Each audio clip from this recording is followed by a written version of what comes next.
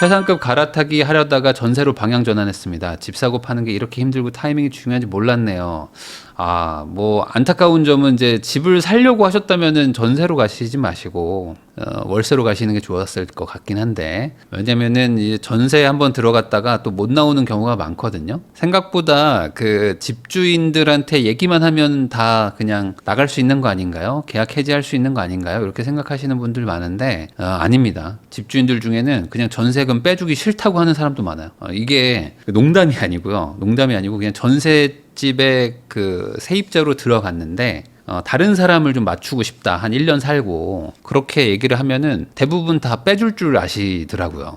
절대 그렇지 않습니다. 우리나라의 이 법 체계상에는 전세 계약은 2년으로 딱 돼 있죠. 최소 2년이죠. 그러니까 계약 기간을 지키셔야 돼요. 의무적으로. 그러니까 내가 전세를 들어갔다가 나가고 싶다고 한다고 해서 나갈 수가 없어요. 특히 어떤 집들이 있냐면은 내가 2년 정도 전세를 돌리고 그 다음에 실거주 해야지라는 집주인들도 있단 말이에요. 이거 이해되시나요? 이 집을 계속 전세를 돌리려고 하시는 분들도 있지만 한 2년 정도 전세 주고 그 다음에 나는 들어가야지라고 생각하고 있는 분들은 그 한 1년 사시고 나가려고 할 때 계약을 안 깨줘요. 왜냐면 그 1년 남았을 때 새로 세입자를 맞춰봐야 그 사람은 임대차 보호법상 2년을 무조건 살 수 있거든요. 그러니까 중간에 맞출 수가 없는 거야. 이 집주인 입장에서도. 왜냐면 그때 1년짜리 전세 계약을 만약에 해요. 1년짜리 전세 계약을 하더라도 임대차 보호법에, 주택임대차 보호법에 아예 명시되어 있습니다. 2년 이하의 계약은 무효라고 적혀 있어요. 그러니까 당연히 1년만 계약을 해도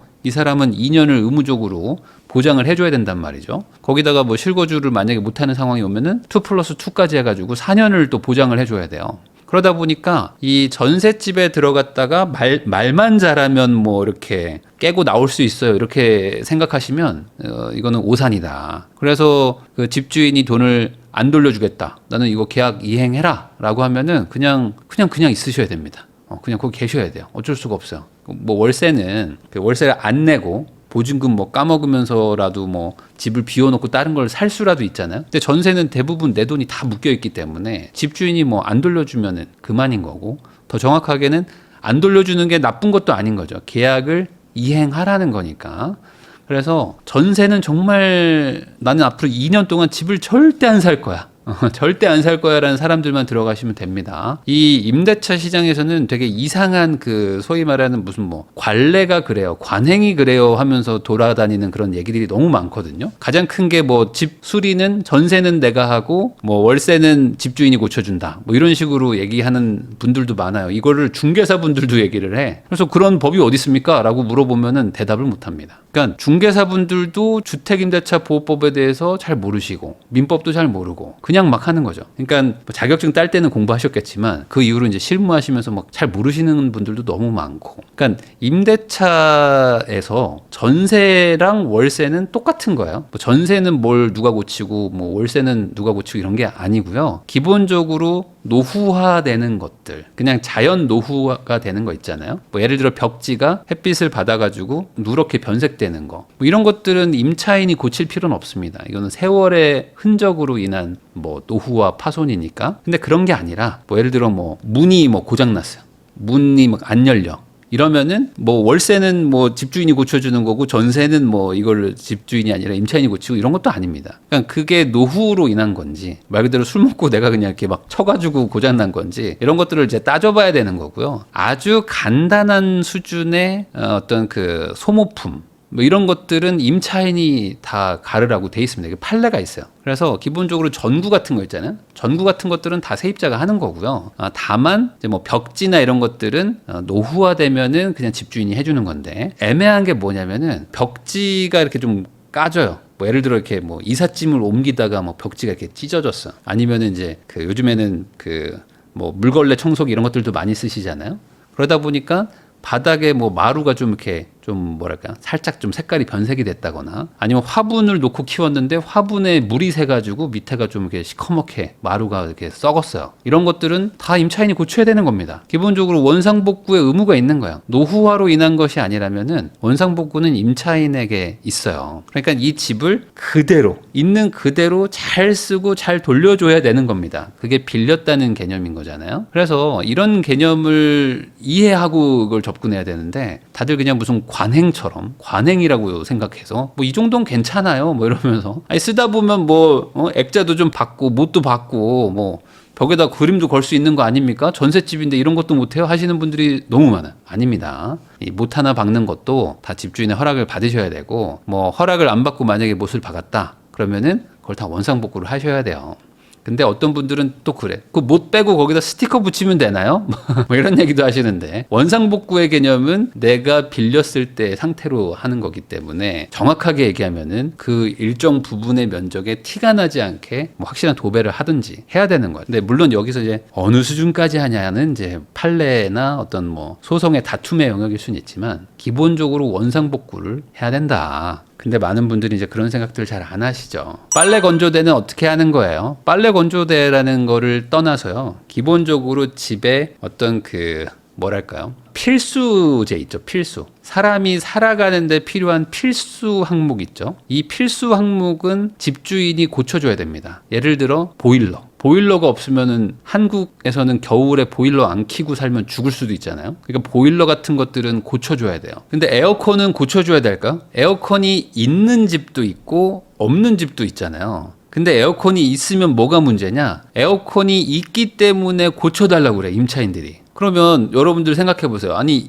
임차인이 원래 없었다면 안 고쳐줘도 되는데 있기 때문에 고쳐달라는 거예요. 여러분들 생각은 어떻습니까? 임차인에게 이 에어컨을 고쳐줘야 될까? 기본적으로 이 에어컨이라는 거를 처음에 계약을 할 때 임차인이 이 에어컨을 사용할 거라는 거를 알았잖아요. 알았다면은 이 부분에 대해서는 기능이 작동할 수 있게 고쳐줘야 됩니다. 이건 고쳐줘야 되는 거예요. 근데 에어컨이 노후화로 인한 고장, 이건 당연히 임차인이 고쳐주는 거고, 근데 에어컨을 알고 봤더니 뭐 막 강아지가 물어뜯었어. 이런 것들은 임차인이 고쳐주는 거고요. 에어컨 필터는 누가 교체해야 될까? 에어컨 필터, 청소. 에어컨 필터 청소 누가 해야 될까? 이런 사소한, 큰 돈이 들지 않는, 이게 판례가 되게 애매하게 돼 있는데, 사소하고 큰 돈이 들지 않는 것들은 임차인이 하라라고 돼 있습니다. 그래서 애매하죠? 애매하지만 그냥 이렇게 생각하시면 돼요. 큰 돈 안 들어가고 뭔가 구조적인 문제가 생기는 것이 아니라면은 임차인이 하는 거고요. 근데 갑자기 뭐 전기가 안 들어와. 뭐 보일러가 고장났어. 마룻바닥이 갑자기 막 깨져버렸어. 뭐 싱크대에서 물이 안 나와. 이런 것들. 뭔가 생존의 문제. 이런 거 있잖아요. 변기가 갑자기 물이 내려가질 않아요. 이러면 생존의 문제가 되는 거 아닙니까? 이런 것들은 임대인이 고쳐준다. 근데 이제 임차인 분들이 요거를 이제 좀 오해하셔가지고 처음에는 이제 뭐 부탁을 하다가 어느 순간은 이제 어느 순간 약간 호텔 지배인 부르듯이 하시는 분들이 많아요. 저희 집도 고장 났거든요. 언제 고쳐 주실 거예요? 막 이러시면서 막 뭐 전구가 나갔거든요. 전구 언제 고쳐 주실 거예요? 막 이렇게 막 해요. 그러면 이제 임대인들 분들 중에 또 착한 분들은 또 미안해서 아우 그래요 너무 미안해요 내가 주말에 가서 고쳐드릴게 하면서도 막 고쳐줘. 그러면 먼지 좀 안 나게 좀 해주세요 막 이러면서 막 화내. 이런 케이스를 제가 되게 많이 봤거든요. 그래서 임대인과 임차인도 둘 다 판례와 계약으로 해야 되는데 우리나라는 그동안 전세나 월세를 주면서 다 그냥 정으로 한국인들의 정으로 갔거든요. 그냥 좋은 게 좋은 거지 뭐 이러면서 갔는데 이제는 아닙니다. 이제는 2+2가 생기면서 임대인과 임차인은 서로 싸워라가 됐기 때문에 이제는 뭐 봐주고 이런 게 없어. 그런 여지가 없습니다. 이제는 뭐 나갈 때 너 나가기만 해봐. 내가 너 원상복구 비용 다 청구할 거야 이러고 있고, 또 한 명은 또 뭐 실거주 안 들어오기만 해봐. 내가 나중에 너 여기 안 사는 거 밝혀내가지고 내가 과태료 물리고 내가 어떻게든 손해배상 청구할 거야. 막 서로 싸우고 있습니다. 그래서 임대차 3법도 좀 개정을 했으면 좋겠는데 그냥 갈 것 같더라고요. 하여간 이제 임대차 3법도 그렇고 전반적으로 임차인을 보호하는 기조가 조금 더 세질 거거든요. 그러면은 이제 임대인들도 이제 좀 부담이 많이 돼요. 이제는 뭔가 이렇게 가볍게 빌려주기가 쉽지 않아요. 조금 있으면은 뭐 지금 뭐 무슨 전세 퇴거 대출도 막 막는다고 하는 얘기도 막 나오고, 거기다가 이제 뭐 2+2도 나오지만 뭐 이제 여러 가지 나오거든요. 최근에 얘기 나오는 것 중에는 이제 뭐 담보 대출을 한 집에 이제 세입자가 들어갔을 때 경매를 당하면은 이제 배당 순위를 막 결정하는 게 있고, 거기다 소액 임차인 최우선 변제에 대해서 기준을 원래 이제 근저당 설정일 기준으로 하거든요. 이게 좀 복잡할 수도 있는데, 이 소액 임차인 최우선 변제의 이 금액과 기준이 매년 막 바뀌거든요. 그래서 이게 24년, 25년 막 또 바뀌니까 이 최초 근저당이 설정된 날, 그러니까 채권자가 최초로 뭔가를 여기다 권리를 설정한 날 때 소액 임차인 최우선 변제 기준을 적용을 합니다. 그리고 나중에 들어온 사람들은 야, 너 이거 알고 들어왔잖아 뭐 이러면서 이제 보호를 안 해주고 뭐 이러는데, 그것도 이게 전세 사기의 문제의 피해자다라고 하면서 지금 법 개정을 또 추진하고 있더라고요. 야, 그래서 이게 뭐지? 뭐 이런 생각을 했어요. 그러니까 왜냐면 이렇게 되면은 최초 채권자들은 그럼 대출을 어떻게 해주라는 거야?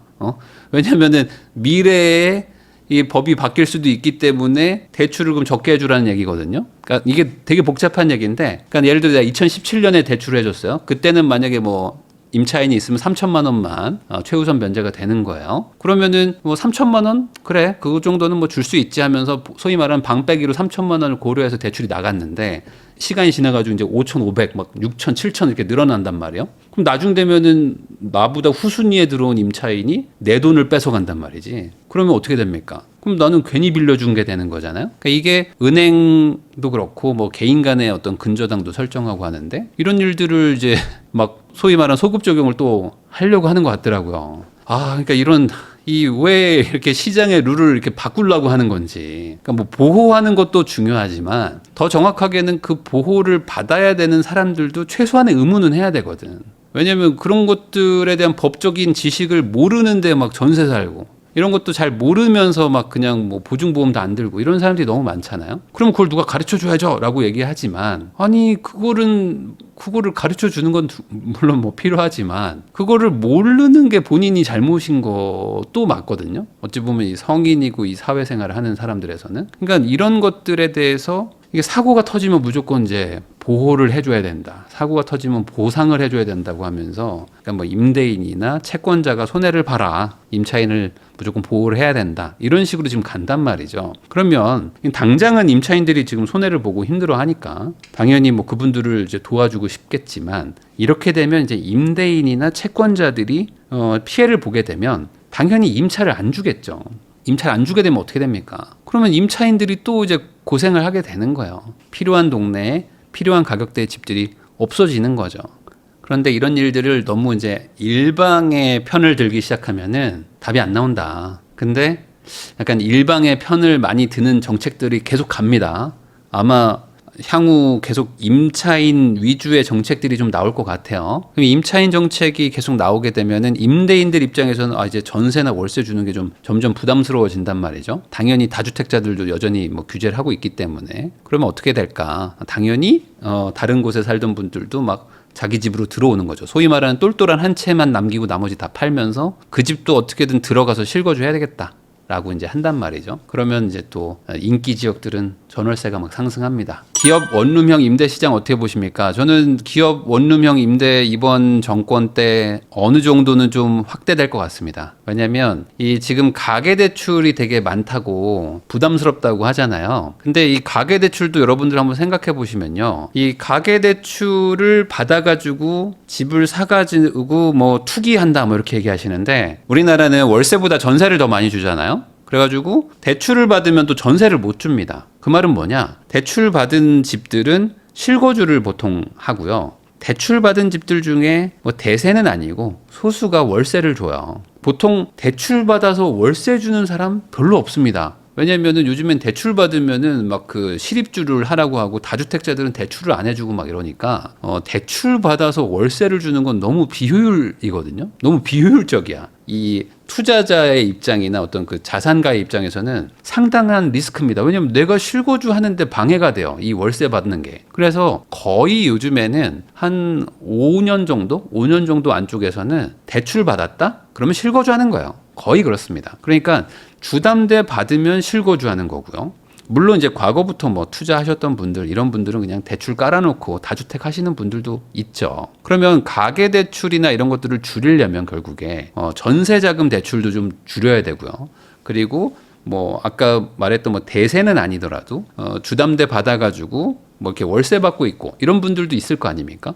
그러면 그런 분들이 다 가계대출로 잡힌단 말이죠. 그럼 이 가계대출을 줄이는 방법 중에 1번 대출을 상환시킨다가 있지만 2번 법인 대출로 바꾸면 되잖아요. 그럼 기업 대출로 바뀌는 거니까. 그러면 기업 대출로 전환만 시켜도 이 가계 부채가 일정 부분 뭐 크진 않겠지만 어느 정도 법인 뭐 주택임대사업자 쪽으로 전환만 돼도 뭐 이게 착시 현상이라고 볼 수는 있겠지만 가계 부채가 좀 줄어들겠죠. 이해되시나요? 그러니까 기업이 대규모 임대 사업을 하기 시작하면은 무주택자들한테 전세집이나 아니면은 뭐 개인이 임대업을 하면서 이렇게 대출 받아서 월세 주고 있는 집들의 그 가계 대출 금액만큼이 기업 대출로 전환되는 효과도 있습니다. 그러면 이렇게 전환을 시키고 싶겠죠. 당연히 정부 입장에서는. 왜냐면 이렇게 개인이 막 이렇게 점조직처럼 이렇게 월세를 받고 뭐 이렇게 전세 주고 이렇게 하면은 이 정부의 통제력이 좀 약해지고요. 그리고 여기서 이제 세금을 거두려고 해도 좀 힘들어요. 근데 이제 법인이 뭐 예를 들어 뭐 1,000명의 사람들이 1,000개의 집을 가지고 이렇게 전월세를 주고 있는 거랑 어떤 법인이 하나 들어와 가지고 1,000개의 아파트랑 1,000개의 뭐 오피스텔을 다 사버려요. 그리고 거기다가 법인으로 이제 대출을 싹 받아 가지고 다 이제 대출을 딱 세팅을 한 다음에 월세를 다 맞추는 거죠. 그럼 굳이 뭐 전세를 주겠습니까? 이 기업들이 뭐 돈도 안 되는 전세 뭐하러 줘요? 어차피 이 사람들은 배당처럼 이렇게 수익을 받고 싶은 거고, 그러면은 다달이 월마다 얼마씩 그 매출이 나와야지만 기업이 되는 거잖아요. 그러니까 전세는 안 주겠죠. 어떻게든 대출 주고 월세를 깔 겁니다. 그럼 월세 깔아놓고 돈을 벌어야 되니까 따박따박 이제 돈 벌어가지고 법인세를 내겠죠. 그럼 어떻게 됩니까? 이 1,000개를 가지고 있는 그 기업 뭐 대표나 CEO나 뭐 이런 사람들만 이제 컨트롤하면 된단 말이죠. 뭐 외국에는 1,000개가 아니라 뭐 3,000개, 뭐 2만 개 뭐 이렇게 가지고 있는 기업들도 많거든요. 그런 기업형으로 이제 들어오게 되면은 뭐 좋은 점은 어쨌든 간에 그런 곳들이 들어와 가지고 기업으로 운영을 하게 되면 뭐 서로 이제 깔끔한 거죠. 어찌 보면 이제 돈을 못 받을 확률은 뭐 낮아지는 거고, 어차피 뭐 보증금 많이 걸지도 않겠지만, 그러면 그런 것들을 운영하는 회사가 어쨌든 기업형으로 관리를 해주니 뭐 술이라든지 이런 것들도 어쨌든 개인보다는 좀 더 나을 것이고, 그리고 뭔가 우리도 민원을 넣든 뭘 하든지 간에 기업을 상대로 하는 게 개개인을 상대로 하는 것보다는 그래도 좀 말이 먹힙니다. 다만 반대로 이제 기업이 들어오게 되면은 얘네들은 이제 자금력이 풍부하기 때문에 집을 비워놔도 상관이 없죠. 그리고 이제 나갈 때도 나한테 이제 하나하나 다 따져가면서 원상복구를 요구를 할 겁니다. 그리고 월세도 수량을 많이 가지고 있으면 일부 통제가 가능하겠죠. 뭐 시세가 약간 떨어진다 싶으면은 공실로 비워두고, 그 다음에 시세가 오른다 싶으면은 이제 따박따박 월세 밀리면 막 바로 그냥 명도 소송하고 뭐 이렇게 하겠죠. 뭐 우리나라는 미국에 비해서 훨씬 명도 소송 비용이 더 많이 들기도 하고 명도 소송 기간도 많이 들지만 뭐 기업 입장에서 어차피 돈이 있기 때문에 뭐 내보내면 그만이야라고 이제 바로 법무팀 붙이는 거지. 그래가지고 법무팀 붙이고 내보내고 원상복구 손해배상 청구까지 딱 하는 거예요. 그렇게 되면 뭐 이제 과거에 한국의 정 한국의 정으로 가는 할머니 임대인과 젊은 신혼부부의 어떤 그 훈훈한 이야기 이런 것들은 이제 다 없어지는 거죠. 어디 못을 박아? 뭐 이런 얘기 이제 나오는 거죠. 못을 박으셨네요, 감히? 뭐 이런 얘기 나옵니다, 이제. 그럼 이제 아마 초기에는 왜 못 박아요? 못도 박을 수 있는 거지. 그럼 결혼했는데 결혼 사진 액자 어디다 걸으라고? 하지만 이제 손해배상 청구 딱 맞으면서 아, 이렇게 하면 안 되는구나. 이제 몸으로 배우는 거죠. 한국인들도 이제 계약을 준수해야 되는구나라는 걸 이제 배우게 될 겁니다. 자, 근데 이게 또 문제가 될 수 있는 게 뭐냐면은 한국인들은 또 그러면 법을 잘 준수하면 좋은데 안 그렇죠. 이제 같이 이제 또 이제 같이 모여가지고 이 악랄한 외국 기업이 이제 한국인들을 이제 뭐랄까 너무 수탈한다. 이제 이런 식으로 또 이제 논리 구성이 짜지기 시작하면은 또 모릅니다. 그래서 외국 기업들도 처음에는 야 이거 뭐 한국에 이거 월세가 너무 저렴하고 야 이거 투자 가치가 좋겠는데 해가지고 역세권에 한 3천억만 투자해 볼까 해서 이제 가볍게 시작했다가 학을 띄고 도망갈 수도 있어요. 그래서 아직은 모른다. 이게 한국인들의 어떤 이 강성 이거를 과연 그 외국계 그 임대업자들이 알고 들어오는 건지, 그리고 우리나라의 이 법 체계와 어떤 이 규제가 얼마나 현란하게 바뀌는지, 세법도 얼마나 많이 바뀌는지, 이런 것들을 과연 그 임대업자들이 알고 들어오는 건가? 이 부분에 대해서는 좀 아마 시장 조사를 잘 하고 오겠죠. 근데 지금 여러분들은 관심이 없겠지만 법인으로 만약에 뭐 주택을 사잖아요. 그러면은 가혹하게 세금을 때리고 있습니다. 어마어마하게 세금을 때려요. 집을 한 채만 사도 3.6%의 종부세를 냅니다. 3.6%입니다. 보유세가 3.6%야. 10억짜리 가지고 있으면 3,600만 원 내야 됩니다. 두 채 가지고 있잖아요. 그러면 7,200만 원 내야 돼. 5억 두 개 가지고 있으면 7천만 원씩 종부세를 내고 있어요.